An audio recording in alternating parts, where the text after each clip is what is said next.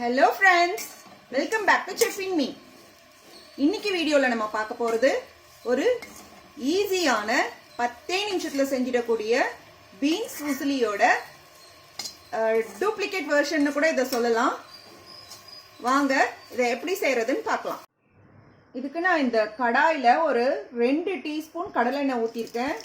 இதுல ஒரு 1/2 டீஸ்பூன் கடுகு போட்டுக்கிறேன். கடுகு பொரிஞ்சதும் கொஞ்சம் கருவேப்பிலை,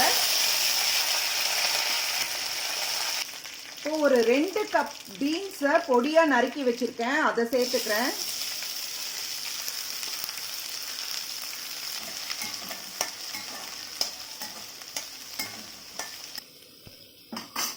கொஞ்ச நேரம் வதக்கிட்டு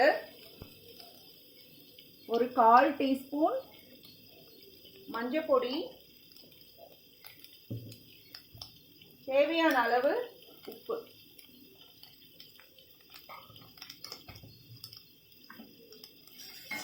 சேர்த்து இதை நல்லா வதக்கிடலாம். இப்போ நான் இதுல ஒரு 1/4 கப் அளவுக்கு தண்ணியை தெளிச்சுக்கிறேன்.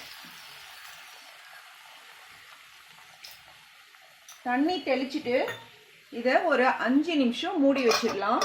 மூடி வச்சே குக் பண்ணலாம். இப்போ ஒரு மிக்ஸி ஜார்ல நான் 1/4 கப் பொட்டுக்கடலை எடுத்திருக்கேன்.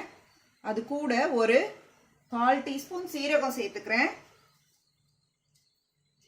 ஒரு 4 பல் பூண்டு,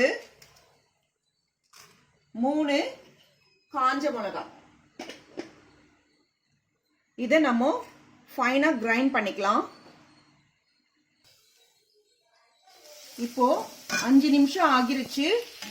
பீன்ஸ் நல்லா வெந்திருக்கு.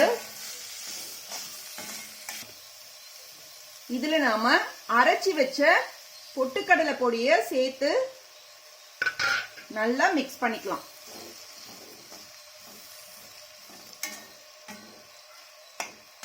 இப்போ நம்மளோட 10 மினிட்ஸ் பீன்ஸ் உசிலி ரெடி.